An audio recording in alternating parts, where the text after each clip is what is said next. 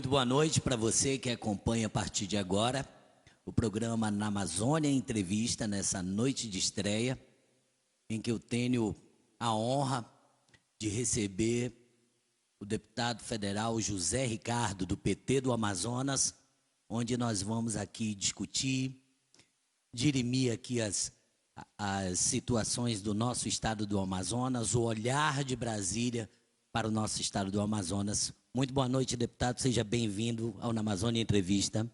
Boa noite, Anderson. Boa noite a todos que acompanham essa entrevista aqui no Na Amazônia.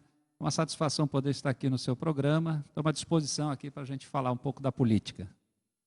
Perfeito. E eu quero dizer para você que nos acompanha aí ao vivo pelo Facebook, que você pode participar conosco através do 92991512014. Faça a sua pergunta e nós faremos aqui ao vivo ao deputado. E quero dizer para você também que este programa não tem cor, não tem partido. Aqui nós falamos as coisas que são inerentes ao nosso estado do Amazonas. A bandeira nossa aqui é o povo, é você que nos assiste. Ok? Vamos lá, deputado. Uma das coisas que nos deixa assim muito intrigados hoje, realmente é a população do nosso estado é muito carente de informação. E esse é o nosso trabalho como jornalistas, como comunicadores. E muitas vezes é até difícil chegarmos até as assessorias, elas não são assim muito acessíveis a nós. Então eu queria lhe perguntar o que falta para o povo estar mais próximo do deputado federal hoje? Muito bem, Anderson. Eu acho que é muito importante que a gente possa fazer esse debate, como você está puxando aqui, preocupado com as questões públicas, preocupado com a situação do nosso estado, com a população. E as pessoas, elas querem solução para os problemas, né? As pessoas esperam que os políticos resolvam os problemas, que possam melhorar os serviços públicos, querem resolver questões também, às vezes até pessoais, que as pessoas sofrem muito, muita gente que está desempregado, muitas pessoas que não têm uma casa, muitas pessoas sofrendo agora no período da pandemia, do coronavírus. E aí, claro, esperam que os políticos possam dar respostas. Às vezes procuram o político, e há uma dificuldade. E é verdade mesmo, às vezes o acesso é difícil. Eu vejo muitas pessoas me procurando através das redes sociais, tentando conseguir um telefone para conversar. Eu recebo todo dia eu recebo uma mensagem, uma ligação, ou alguém que liga porque uma pessoa procurou para poder conversar, para falar sobre algum assunto, para dar resposta sobre os programas do governo federal. Mas eu diria assim, no geral, há necessidade de uma aproximação maior.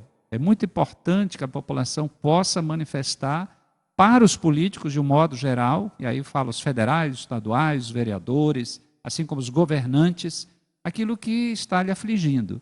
E cabe ao poder público, cabe aos políticos criar canais de comunicação. Hoje em dia nós estamos aí nas redes sociais, no Facebook, no Instagram, são vários instrumentos de divulgação, mas também para receber sugestões, ideias, que é o que acontece. Hoje, quase 80% dos meus trabalhos, projetos e pleitos vêm de propostas que eu recebo da sociedade.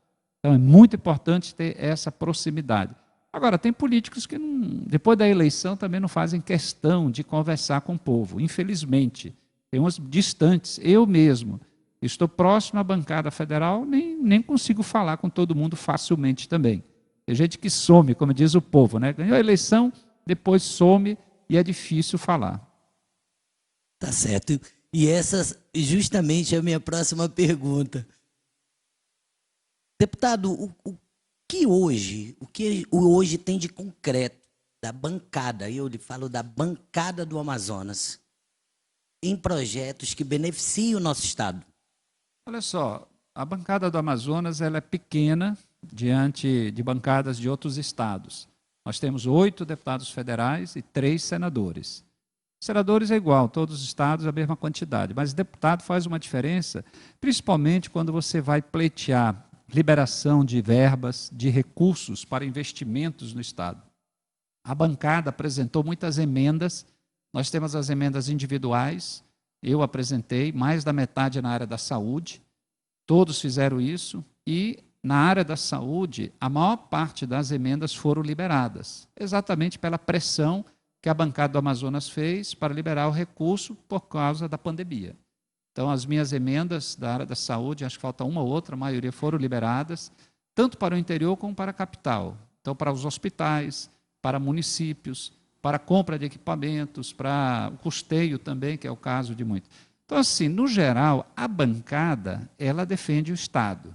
Eu estou vendo agora porque eu estou lá perto. Agora, cada um tem os seus projetos, porque também tem as votações. Às vezes você tem votações que, na minha opinião, elas não favorecem a população. O exemplo da reforma da Previdência, ano passado, eu fui o único do Amazonas que votei contra o projeto da reforma da Previdência, porque reduz o valor da aposentadoria. Uma reforma é quando você vai melhorar a aposentadoria das pessoas. Essa não, ela reduziu o valor da aposentadoria, obrigou todo mundo a trabalhar mais tempo e contribuir mais tempo. Mas na defesa do Estado, da Zona Franca, por exemplo, a bancada está unida. Eu apresentei emendas ao projeto da reforma tributária porque ela prejudica a Zona Franca. E toda a bancada fez o mesmo. Então, quando se trata de defender, de buscar recursos para o Estado, a bancada está junto. Aí não há dúvida nenhuma aí.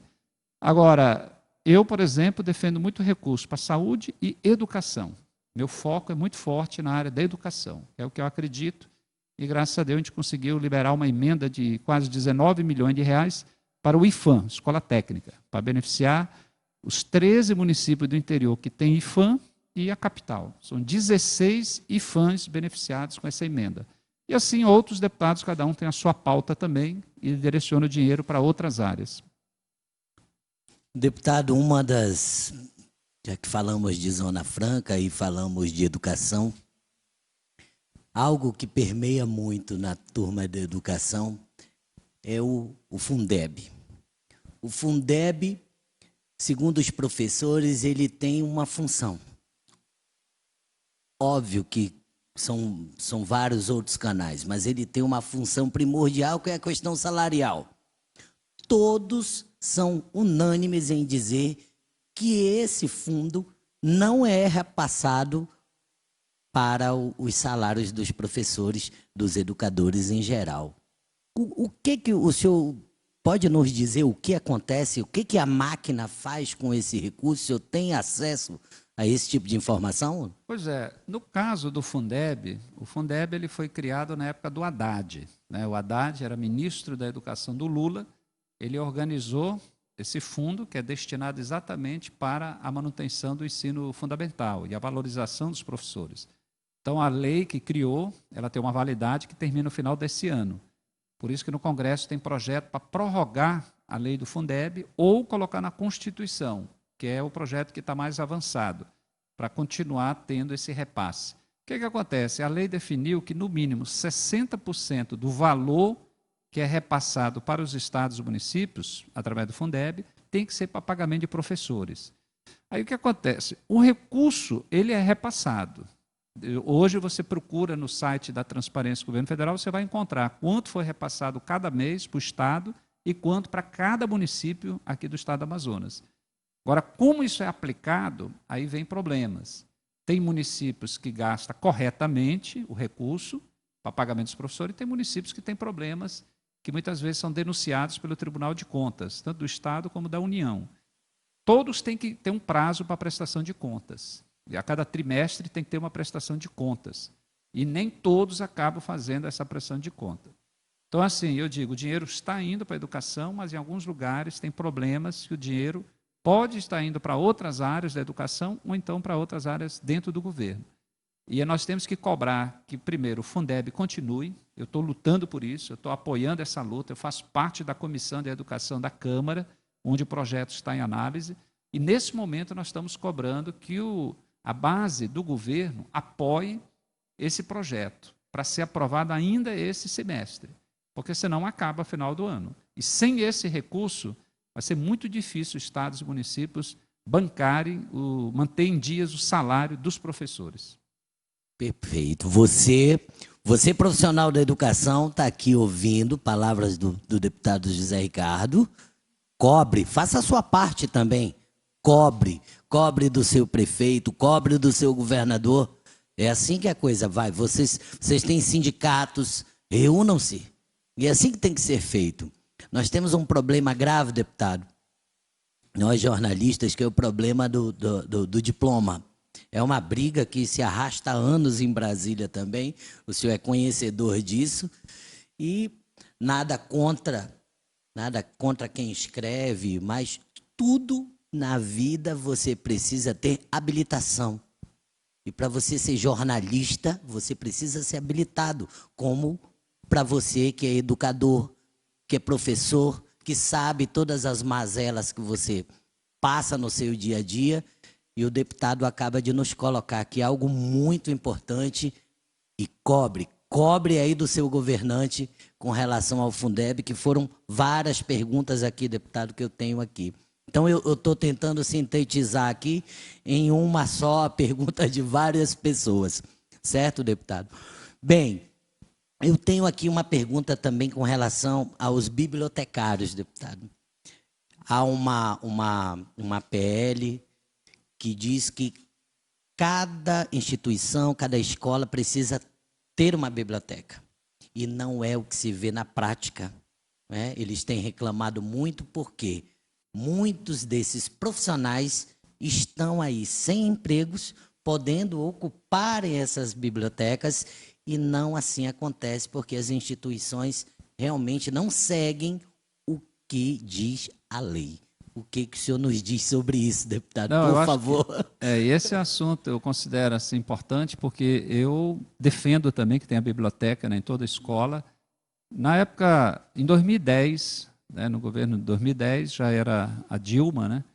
Então foi aprovada uma lei, que é uma lei que define o Programa Nacional de Implantação de Bibliotecas, né, o Programa de Biblioteca nas Escolas.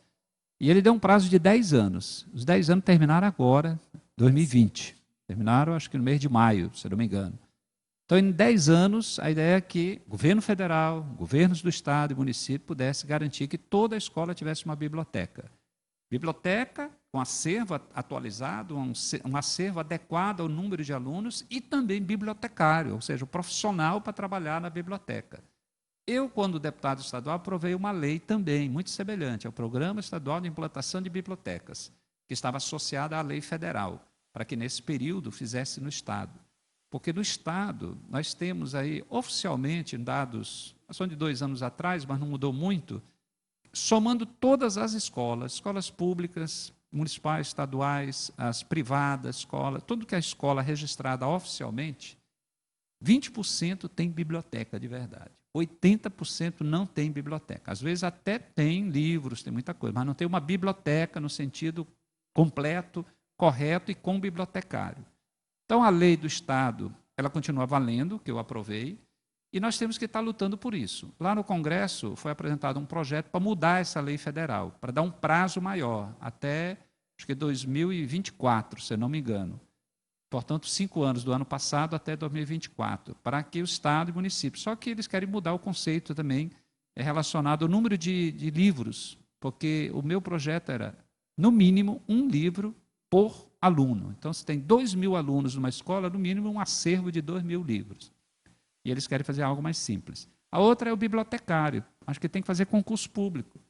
Muitas escolas hoje, quem atende na biblioteca é um professor, uma professora com problema de saúde, que foi colocado numa condição de professor readaptado. Então, o professor é colocado na biblioteca. Às vezes, o professor é colocado em outra área também, que é injusto. Não tem para onde ir, manda para a biblioteca, é injusto para o professor, porque não é a área dele, e ele deveria estar em sala de aula, deveria ter um amparo da saúde para poder se recuperar e poder continuar trabalhando. E a outra é injusto porque é uma vaga de bibliotecário, que deveria se fazer concurso público.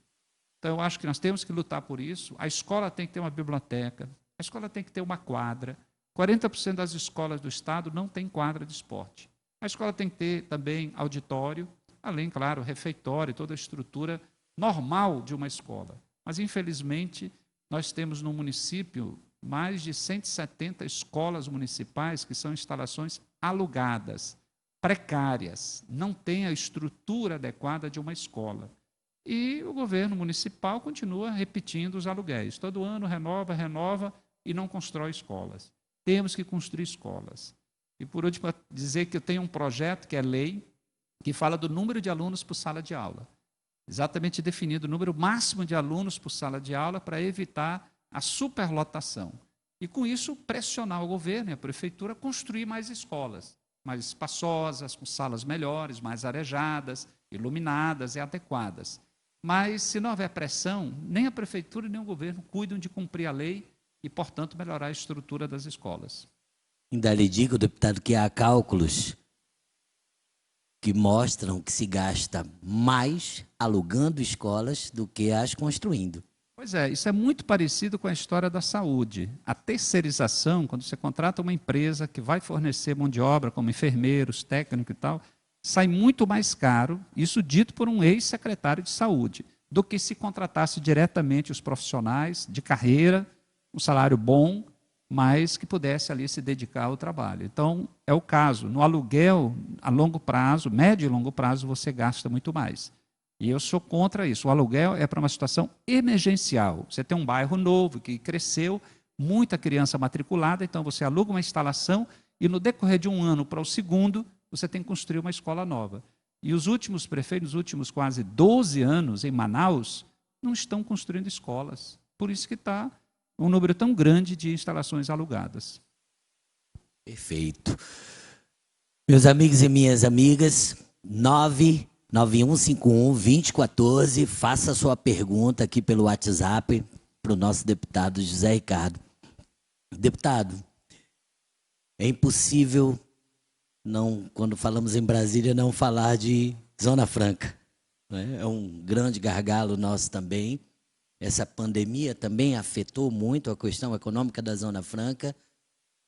O que há hoje em Brasília, hoje, de novidade, além do superintendente da Sulframa? Pois Me é. perdoe falar disso, mas a única novidade que eu vejo é o novo superintendente. Não, nós temos que ter preocupação, porque o governo federal, na figura do ministro Paulo Guedes, é contra a política de incentivos fiscais. Já desde quando o Bolsonaro ganhou a eleição, o ministro foi indicado, ainda não tinha sido empossado, o governo ainda não tinha iniciado, mas ele já falava que era contra a política de incentivos fiscais no Brasil e, em especial, Zona Franca. Então, nesse período, já 1 ano e meio de governo, o ministro, em vários momentos, tomou medidas que prejudicaram e continuam prejudicando empresas do polo industrial, mexendo nas alíquotas de imposto de importação, do IPI, querendo mudar regras em relação à concessão de incentivos. Isso enfraquece a Zona Franca. Nós temos um projeto, três projetos de reforma tributária no Congresso. 2 projetos frontalmente prejudicavam a Zona Franca. Tem emendas, eu fiz emenda, a bancada fez emendas para proteger a Zona Franca. Mas eles podem mudar a qualquer momento, e, portanto, inviabilizando a Zona Franca. Então, permanentemente, nós temos que estar lutando, brigando, para manter essa política de incentivos. O Lula prorrogou os incentivos da Zona Franca por 10 anos. O Lula ajudou muito o estado do Amazonas. A Dilma prorrogou mais 50 anos. Portanto, nós temos incentivos garantidos na Constituição brasileira até 2073. Só que uma canetada do ministro, reduzindo alíquotas, inviabiliza segmentos produtivos. Inviabiliza um produto e, às vezes, a empresa e, às vezes, o próprio segmento. Por isso que temos que questionar o governo federal, continuar dizendo como é importante a Zona Franca para o Brasil, como ela contribui para a manutenção das florestas, porque você não estimula atividades que derrubam árvores, porque você tem atividades econômicas que não têm grande impacto ambiental, que é mais negócio para todo mundo. Então, é a defesa permanente. Agora, temos que também ter outros setores produtivos. Eu defendo 2 atividades. Uma lista é grande, mas, vamos dizer assim, uma prioridade. Eu diria, nós temos que ser grande produtor de alimentos, o Amazonas. Começa com peixe, frutos, né, e tantos outros itens na área da alimentação, que nós poderíamos ter grandes produções, industrialização também. E a segunda é a atividade de turismo, porque o mundo inteiro quer vir conhecer a Amazônia, Amazonas, Manaus, as florestas, os rios, a natureza, os indígenas. Tudo isso nós temos. Temos que organizar a atividade para ampliar o turismo, porque ele tem pouco impacto ambiental e muito retorno financeiro. É um grande negócio para o Estado e para a população, porque gera também muito emprego. Então, são atividades que, nesse ano, na eleição municipal, a prefeitura, com certeza, vai fazer parte do debate. Certo, deputado. Essa questão do turismo, uma coisa que me preocupa, e eu lhe digo por quê. Porque eu não consigo enxergar o amazonense fazendo turismo. Hoje nós não vemos o amazonense fazer turismo. Ele não se beneficia diretamente disso. Na verdade, quem se beneficia do turismo, da prática que nós temos aqui, são pessoas realmente oriundas de outros lugares, né? Investidores, até porque turismo aqui precisa de um certo investimento e aqui nós não temos. Mesmo quem tem essa visão de criar algo nesse sentido, ela não tem acesso a investimentos, porque o governo não os disponibiliza. Eu não vi ainda nenhum governo que tenha disponibilizado algo para essa questão do turismo. É um debate que se arrasta, deputado, Muito e não tempo, chega a lugar algum. Vou dar um exemplo de algo interessante. Para nós, para quem mora aqui em Manaus, quem nasceu aqui, quem vive aqui, quem está há muitos anos, e quem vem de fora. Se você quiser conhecer os peixes aqui, os principais peixes, onde é que você vai encontrar isso? Provavelmente só no mercado, morto, está lá para vender. Onde é que tem um aquário? Um aquário que mostra os peixes, os principais aí. E saber um pouco o que é, como é que é essa história toda. O pirarucu, que é tão bonito, né? Um pirarucu grande, e outros animais aquáticos e tudo mais. Então, começa aí. Nem nós conhecemos, que a gente vai ver no INPA, que tem alguma coisa, tem um Bosque da Ciência, com muita dificuldade para se manter, falta de recursos. Nós tínhamos os japoneses, na colônia japonesa, que tinha aquários, que fechou, porque não tinha condições de se manter. Então, hoje, se você procurar onde ver o conhecimento sobre a nossa situação, nossa realidade, sobre as belezas, você está muito limitado. Nós não conhecemos. Indígenas, por exemplo. Todo mundo de fora quer conhecer também os povos indígenas. E nós temos mais de 30 mil indígenas só em Manaus. Em alguns lugares, até concentrados, em alguns bairros. No Tarumã, por exemplo, tem uma localização lá, que é o Parque dos Tribos, é só indígena, de tudo que é etnia.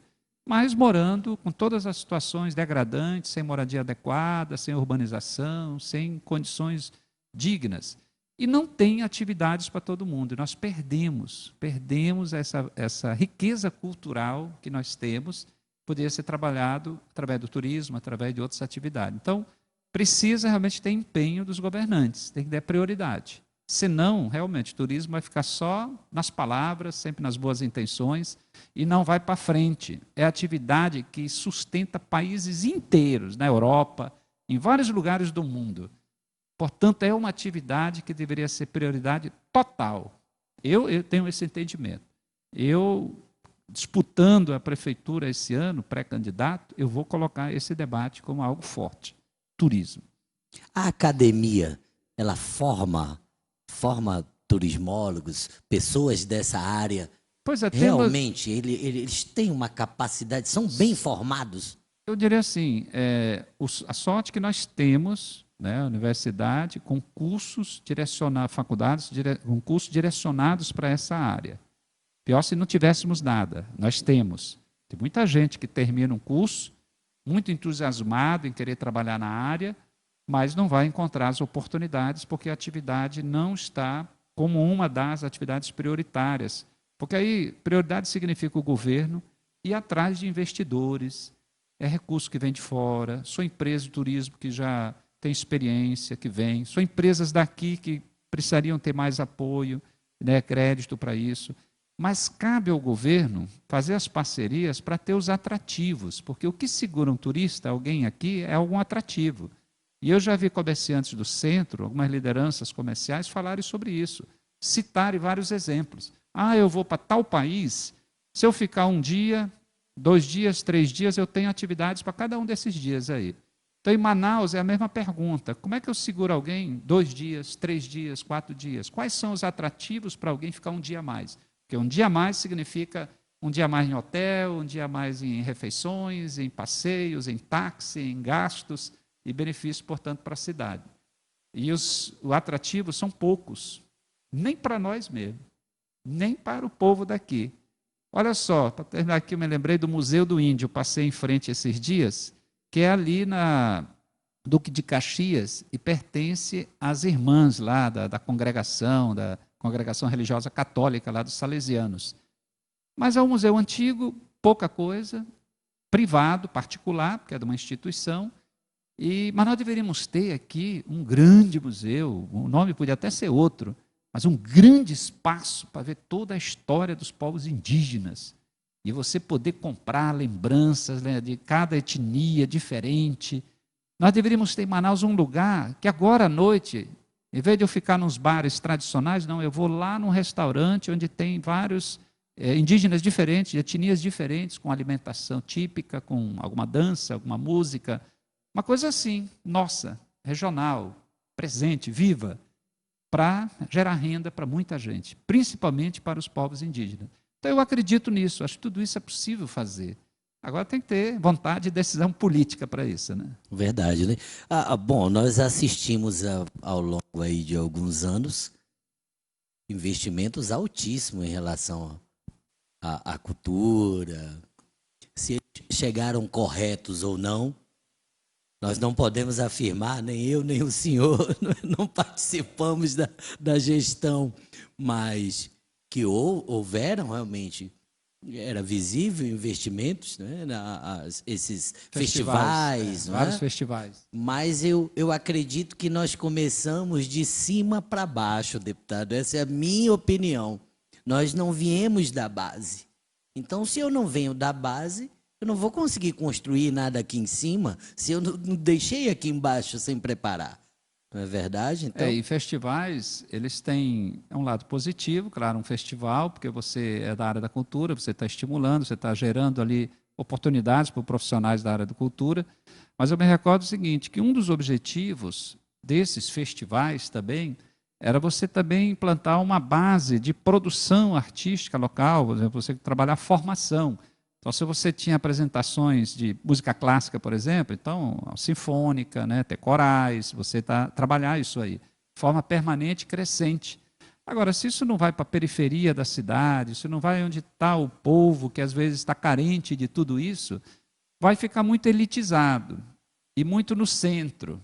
E aí ficou muito no teatro, que é bonito e muita gente nem conhece do povo, mas não tem acesso para a participação. Então, eu via festivais que o povo mesmo da cidade não poderia participar porque era muito caro. E, em si, claro, todo evento desse é muito caro. Então, certamente, ao cobrar, torna-se caro para a população. Aí vinha muita gente de fora. Eu vi que vinha navios com estrangeiros, e vinham grupos turísticos estrangeiros participar de algum desses festivais aí. E o povo daqui mesmo não podendo usufruir porque era muito caro. Então, essa é uma estratégia da área de cultura, de investimento em cultura, que não sei se é o melhor caminho. Por mim, eu iria para um outro caminho. Aquilo que você estava falando, mais de baixo, mais na base. E aproveitar mais a nossa cultura. Porque os de fora querem conhecer a cultura daqui. Quando você vai visitar um outro lugar, tu quer conhecer a cultura de lá. Quer conhecer o que acontece lá, como é que é a história daquele lugar, música, dança, comida, tudo, né? De lá. A mesma coisa, quem vem de fora, ele quer conhecer a nossa realidade. Então, nós temos que aproveitar e oferecer isso aí. Vai ser um ganho muito grande, principalmente na geração de renda para a população. O senhor acha difícil levar a cultura até a periferia? É decisão política. Tem que ter governante que olhe como um direito, como direito. É simples aí. É que nem um bairro pobre. Lá é para ter a melhor escola, não a pior escola. Merece ter a melhor escola, merece ter segurança, merece ter o melhor posto de saúde, melhor unidade básica de saúde.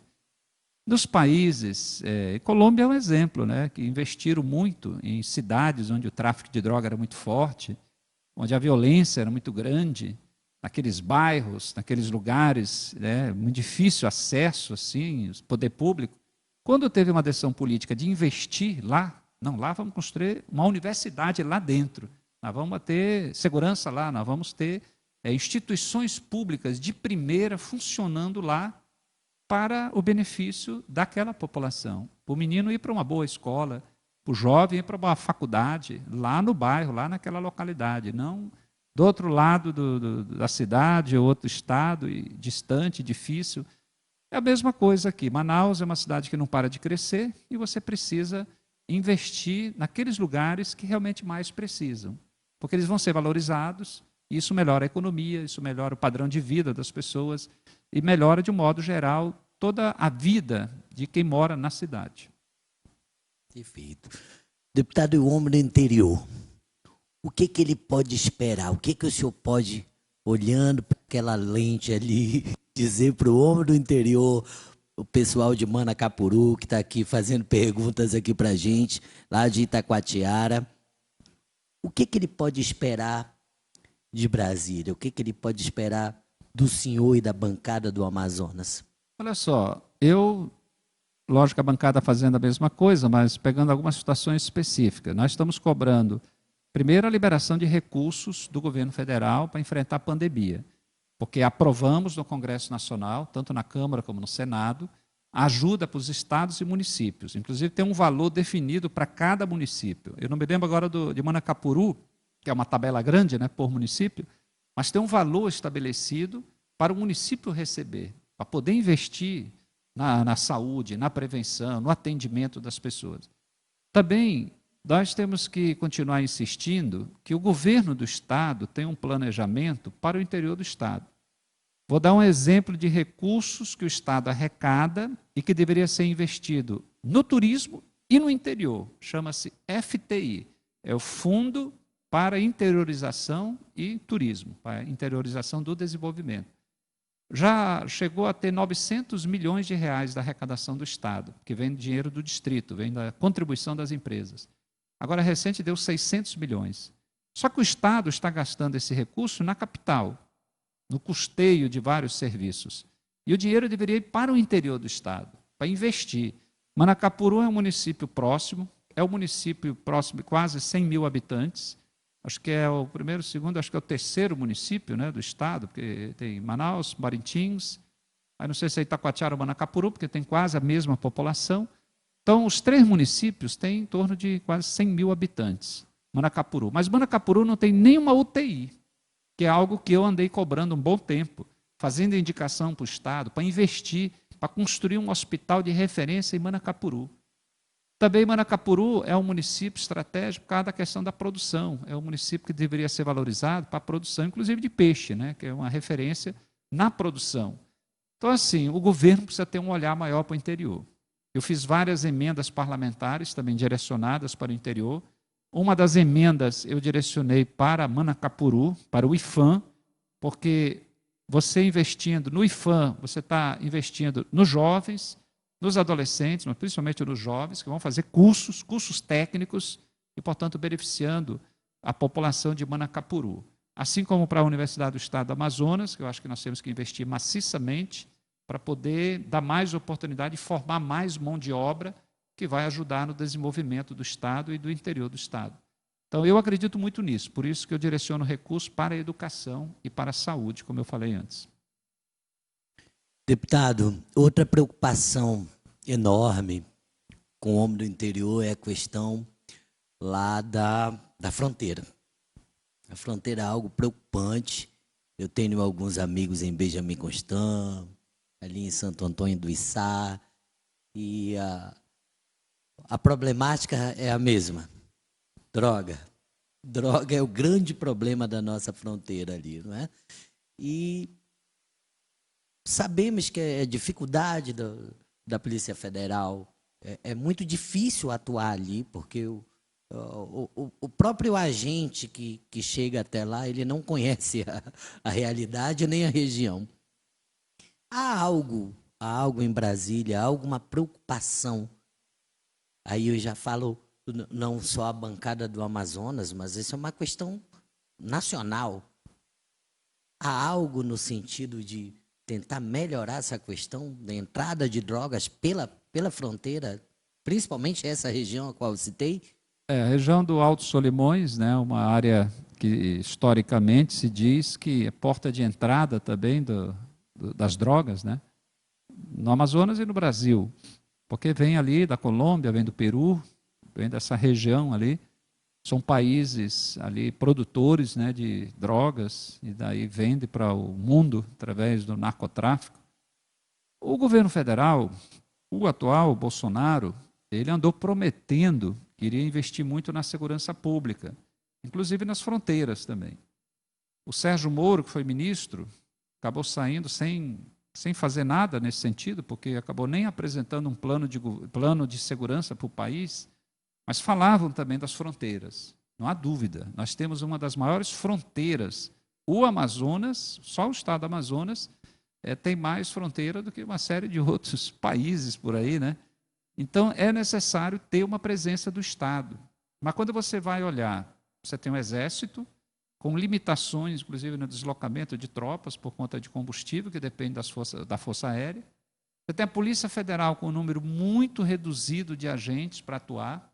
Então, como é que você vai cuidar da segurança em fronteira se não tem nem a Polícia Federal com uma estrutura adequada? E o próprio contingente da Polícia Militar do Estado é muito reduzido. Eu visitei todos os municípios do Estado.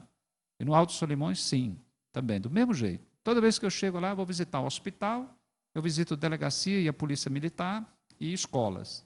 Então, lá em Atalaia do Norte, Benjamin, Tabatinga. Aí desce lá, Tocantins, Amaturá, Santo Antônio dos Sá, São Paulo de Olivença, Jutaí, todos esses municípios, pegando esse exemplo, todos têm contingente reduzidíssimo. Tem lugares que, às vezes, tem 2 policiais por dia para cuidar da cidade. Cuidar do município, não é nem da cidade, da sede. É muito pouco. Quase não tem presença do Estado lá. Isso, passei 8 anos como deputado, cobrando do governo, fazendo indicação, apresentando emenda para a construção de estruturas da polícia, mas ainda não foi dada a prioridade. Eu acho que o governo federal muito pouco fez, ao menos nesses últimos anos. O governo Temer também andou falando muito, mas acabou não agindo. Por último, agora, nós temos o vice-presidente, o Mourão, falando, ele está numa comissão da Amazônia, né, e dizendo que vai ter ações para desenvolver a Amazônia e garantir mais segurança. Só que já passou 1 ano e meio e até agora nenhuma ação. Com a pandemia do coronavírus, aí que parou tudo. Então, eu acho que esses 2 anos aqui nós não vamos ver, ao menos até o final do ano, investimentos como deveria ter para essa região de fronteiras. E aí sobra o quê? Sobram investimentos através de emendas dos parlamentares. Vários parlamentares têm emendas. Nós fizemos emenda de bancada para investir na segurança, na estrutura da segurança do Estado, mas não sei se o governo Bolsonaro vai liberar o recurso, mas os problemas são grandes. Eu não estou vendo vontade política do governo federal para cuidar das fronteiras aqui do nosso Estado. Por hora, não estou vendo. Espero que cuidem disso. Deputado, o governo, os ministérios, principalmente os mais ligados às questões amazônicas, eles têm eles chamam a bancada dos deputados, senadores, para discutir, para conversar, para entender, porque eu vejo que alguns deles não sabem absolutamente nada de Amazônia. Essa é Então, verdade. eles têm essa percepção. Olha, vamos chamar aqui os deputados do Norte para discutirmos ações. Eles têm eles fazem isso com vocês lá em Olha, Brasília? na verdade, o que mais acontece são os parlamentares que buscam os ministros para que os ministros possam atender pleitos, possam verificar alguma situação específica. O problema que nós temos agora, desde o governo passado do Temer, tem uma emenda constitucional aprovada, a emenda constitucional número 95, EC 95. O que ela diz? Ela congela os investimentos públicos federais por 20 anos. Isso é o maior atraso para o desenvolvimento do Brasil. Porque com isso o governo federal ele não pode gastar mais do que foi do ano anterior, orçamento do ano anterior, mais a inflação, mais ou menos isso. Então ele não vai além do normal, ele fica nisso. Então, esse é um problema para o Amazonas, porque o Amazonas, no governo Lula principalmente, com a Dilma também, mas mais do Lula, teve muitos investimentos. Houve um olhar prioritário, um olhar para uma região mais sofrida, mais pobre, que é o Norte e também o Nordeste. Só que depois da saída da Dilma, né, o golpe, eu entendo que foi um golpe, eles reduziram esses investimentos para o Norte e para o Nordeste também. Por exemplo, casa. O Minha Casa Minha Vida praticamente parou para a população mais pobre. Você não tem nenhum conjunto. O Luz para Todos parou também, porque foi privatizado todo o serviço de energia, toda a região norte do Brasil. E você tem uma série de grandes investimentos que pararam, principalmente na comunicação, na internet para o interior do Estado. Então, nós vamos sofrer muito ainda. Cabe à bancada cobrar isso. Hoje, a bancada, a maior parte apoia o governo. Então, poucos cobram o governo. Falam com o governo, claro, tem muito deputado que vai lá com o ministro, tem porta aberta. Eu já sou o que fiscaliza mais, né? Sou mais oposição, eu cobro mais. Mas, mesmo assim, nós realizamos audiência pública com o ministro do Desenvolvimento Regional para cobrar investimentos para habitação, mobilidade e também para saneamento, e cortaram a verba para o saneamento.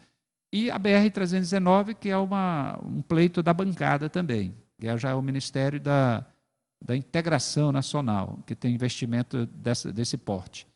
No geral, o governo reduziu os investimentos, portanto, para a região norte. E isso é muito ruim.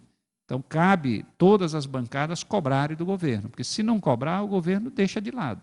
Ele tem um olhar muito para o centro do Brasil, sudeste e sul, porque são as maiores bancadas, são daquela região. Então, eles cobram mais. A nossa bancada é menor, então a gente tem que gritar mais. Tá certo. Veja, é assim que nós vamos construindo as coisas. Independente de que partido seja, ou de onde venha o seu parlamentar, é importante que você ouça, que você discuta. Só colocar um lado por colocar não vai resolver absolutamente nada. É isso que nós queremos fazer aqui, deputado. Um canal de discussões, não um canal de ódio, de afastamento. Não é isso que nós queremos. Nós somos todos brasileiros. E brasileiro decente discute. Discute de verdade. Não é batendo em ninguém que a gente resolve as nossas questões. Deputado, eu tenho uma pergunta aqui. Acredito que seja de um jovem, que ele pergunta sobre as políticas públicas justamente para a juventude, né? O que o senhor tem a nos dizer? Qual o direcionamento que nós temos com relação aos jovens que cada vez mais continuamos na mesma situação, sem emprego, sem formação decente, não é verdade? É o que ele não tem. Então, ele fica alheio às drogas, já que falamos da fronteira há pouco. O que nós temos aí em Brasília hoje para o nosso jovem do Amazonas? Pois é, assim como eu falava que várias políticas públicas e sociais, como é o caso de moradia, reduziram, o governo federal também reduziu as políticas voltadas para os jovens, para as mulheres, de um modo geral, os direitos humanos, né, as pessoas com deficiência. Houve uma redução muito grande. Desde o governo Temer para cá, se você olhar o orçamento federal para essas áreas, cada ano reduz mais. Então, por exemplo, nós tivemos aprovado ainda no governo Dilma o Estatuto da Juventude. Aí falava de várias ações que caberiam ao governo federal, aos governos do estado e do município, para poder trabalhar a juventude. Por exemplo, tinha que ter conselho municipal de juventude, conselho estadual. Tem aqui em Manaus, tem no estado, mas não está funcionando. Teria que ter estruturas para viabilizar vários programas de inclusão social dos jovens, que envolve o trabalho, que envolve emprego. Alguma coisa foi iniciada, mas agora parece que parou e extinguiram. Aqui em Manaus, eu vi agora o prefeito, agora esses dias, extinguir a Secretaria da Juventude, de Esporte, Lazer, Juventude. Quer dizer, se tornou um departamento da Secretaria de Assistência Social. Ora, nós temos que ter um foco para os jovens. Aí você tem que implementar várias políticas. É na educação, é na saúde, é na assistência, é no esporte, é no lazer, é em atividades que incluam os jovens. Por exemplo, a cultura. Se hoje um grupo de jovens buscar a prefeitura ou o Estado em busca atrás de um recurso para ajudar a viabilizar a sua atividade cultural, é uma dança, uma música, alguma coisa, um festival, as portas sempre estão fechadas. Porque o poder público acaba não criando meios e facilidades para esses grupos, lá da base mesmo, mais pobres, lá da periferia, mas com muita criatividade, possam viabilizar aquele seu projetinho. Então, tudo é muito burocrático. Então, agora, sem uma secretaria, sem um conselho funcionando, sem um canal ali de comunicação direta, aí fica tudo mais difícil. Aí, realmente, o jovem, às vezes, acaba entrando num submundo, é nas drogas, é na desilusão, perde noções da vida, inclusive, né? Ele acaba tendo um norte que não é o melhor para a sua vida.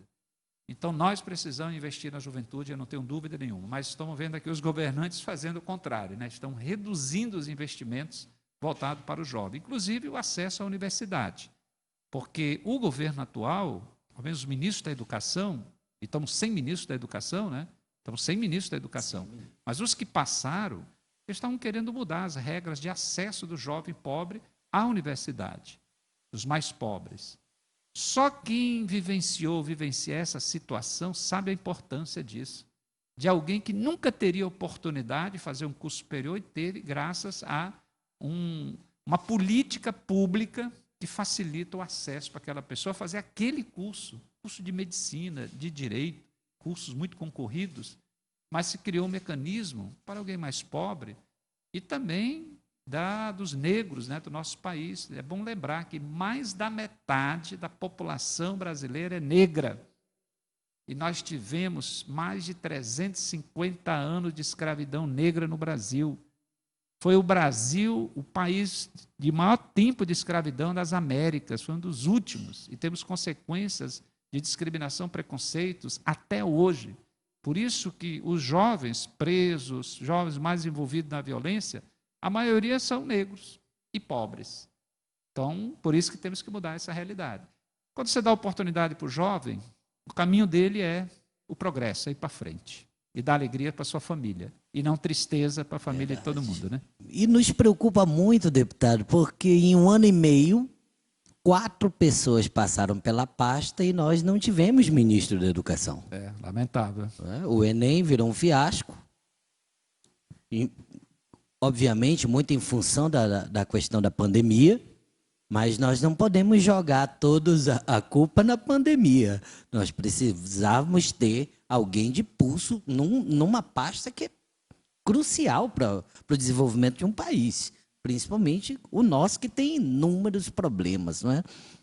Deputado, outra coisa que nos preocupa e queríamos ter a sua colaboração e nos elucidar isso, seria quanto à BR-319, que o senhor citou há pouco, e é uma preocupação de todo o amazonense, esse gargalo, ora o Ministério Público embarga, ora todo mundo fica feliz, agora vai, aí não vai, aí fica esse puxa, encolhe. Na sua visão, o que falta? O que falta para essa questão, essa estrada que ela é tão importante com relação ao desenvolvimento da nossa cidade de Manaus, que todos nós acreditamos nisso, qual a sua visão do que acontece hoje realmente? Porque o nosso telespectador ele não sabe o que acontece. Porque, como falamos no início, as informações chegam uma hora, chega uma, depois chega outra, vai, volta, vai, volta. O que realmente acontece com a BR-319? Qual é de fato, deputado? É uma estrada que ela foi construída na época do regime militar, década de 60 para 70, e ela já funcionou muito bem, né, numa época aí. Depois foram deixando, a estrada foi piorando, e vários governos prometeram que iam recuperar a estrada. Ela tem mais de 800 quilômetros, então lá de Porto Velho para Manaus. Lá em Porto Velho tem um rio, fizeram uma ponte, foi uma obra grande, feita também no governo Lula, Dilma, e asfaltaram 200 quilômetros, até o Maitá, se não me engano. E depois, para cá, para o Amazonas, daqui para lá, vamos falar assim, né? Porque tem que atravessar ali no Careiro. Também asfaltaram, no somatório total, dá na faixa de quase 200 quilômetros também.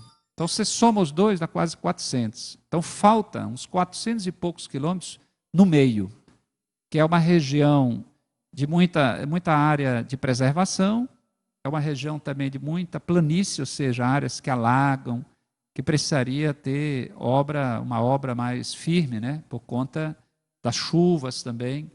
E é uma área que precisaria ter uma série de regras ambientais obedecidas. O que eu percebo ao longo desse tempo é que isso nunca foi feito, foi cumprido. E aí, impedido de continuar uma obra. Essa é uma razão. A segunda é recurso. E o recurso depende de vontade política. Então, o governo Lula teve vontade política, e Lula e Dilma investiram, 400 quilômetros foram asfaltados. Depois de lá para cá, até hoje, por exemplo, o governo Bolsonaro, eu estive numa reunião, eu, com toda a bancada, com o ministro do desenvolvimento, da integração nacional, que é o que cuida disso aí. Ele colocou um planejamento. 2019 não seria feito nada, iam fazer estudos. 2020 já teria os projetos, e era possível começar, talvez, fazer alguma coisa, obra, e 2021 que a obra iria realmente começar. Eu sei que atrasou tudo, 2019, agora esse ano com a pandemia, então eu não vejo perspectiva de realmente mexer nessa estrada antes de 2022.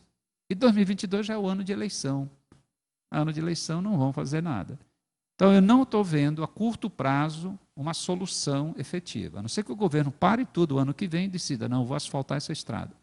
Mas tem mais de 50 estradas do Brasil, em outras regiões, que os deputados também estão cobrando para recuperar, para asfaltar, para ampliar, para duplicar e até para estender mais alguns quilômetros. Então, não é fácil, porque é uma briga do Brasil inteiro pelos recursos para estradas. Amazonenses, só Deus, então, hein? Deputado, eu tenho uma pergunta também aqui de uma nossa telespectadora, que pergunta sobre a possibilidade, qual a sua opinião sobre a possibilidade de incluir no currículo escolar o tema políticas públicas. E ela diz mais, se não como disciplina, como tema transversal. Pois é, essa é uma discussão que eu já participei desde a época de vereador. Eu fui vereador em Manaus, 2 mandatos, e eu me lembro que vários projetos foram apresentados por vários vereadores diferentes sobre temas ou sobre assuntos que deveriam estar inclusos na grade curricular. E muitas vezes eram barrados os projetos porque não tinham como você incluir, porque você tem uma legislação nacional que define qual é a grade curricular, quais são as matérias, qual é a carga de horária de um ano letivo, obrigatório, mas sempre permite temas transversais, como no caso a pessoa que está aí mandando essa sugestão. Agora, na prática, o que acontece? Tema transversal, às vezes, não tem uma definição de quem vai ministrar aquela aula, aquele tema. Porque, como deputado estadual, é a mesma coisa. Vários projetos foram aprovados com temas transversais, bem variados. Inclusive, o estudo da Constituição brasileira. Porque, se você estudar a Constituição e puder incluir no ensino fundamental, também no ensino médio, mas já no ensino fundamental, as noções relacionadas ao funcionamento da estrutura pública, aí você já vai ter uma noção que fortalece a ideia da política pública. Mas hoje, termina o ensino fundamental, as pessoas às vezes não sabem nem o que é a Constituição, porque nem toda escola esse assunto acaba entrando como transversal, e chega no ensino médio, às vezes também nem toda escola inclui. Então, na faculdade, acaba tendo noções melhores sobre a Constituição. Portanto, política pública está relacionada às atribuições de cada ente público, do funcionamento da estrutura de poder do país, né? Que tudo está na Constituição. Eu defendo que deveria se estudar a Constituição ao longo do ensino fundamental, gradativamente, pegando as noções e tal, você vai aprendendo como é que funciona, o que é federal, o que é estadual, municipal, qual o papel do prefeito, qual o papel do deputado, do vereador, do governador, o que é política pública, quais são os direitos sociais, como é que funciona esse negócio todo, né, do orçamento. As pessoas teriam um senso de cidadania maior, por conhecer como é que funciona a estrutura e até para reivindicar seus direitos. E, portanto, cobrar as políticas públicas.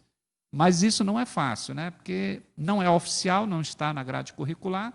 Às vezes tem professores que incluem, dependendo da disciplina, noções dessa natureza. Então é muito pouco. Então algumas pessoas vão ter acesso ao que é a Constituição e a maioria não. Só lá na frente, se for continuar os estudos. Infelizmente, a desistência também é muito grande nos estudos. Tá certo. Deputado, todo amazonense hoje já sabe, o senhor é pré-candidato à Prefeitura de Manaus. E eu queria que o senhor colocasse aí para os nossos telespectadores qual o seu pensamento de futuro para essa nossa capital tão linda, tão quente e às vezes tão machucada. Pois é, eu tenho essa cara de sulista porque eu nasci no Rio Grande do Sul, nasci. Mas eu moro em Manaus desde 7 anos de idade. Meu pai é agricultor, veio para cá na época do regime militar para trabalhar, plantar, né? Tinha muita terra, o governo estava dando, o INCRA, né? Mas não deu certo assim propriamente, né, ter terras, mas meu pai continuou, a família ficou.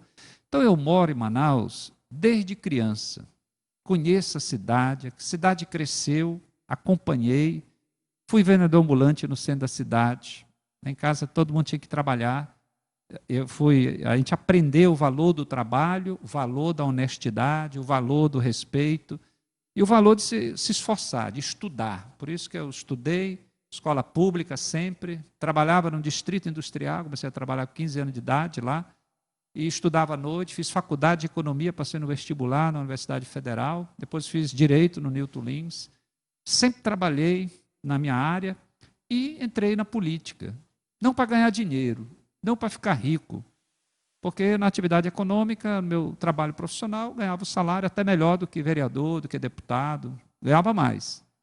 Mas é aquela coisa de você se preocupar com a cidade, com os bairros, com a vida do povo, participar.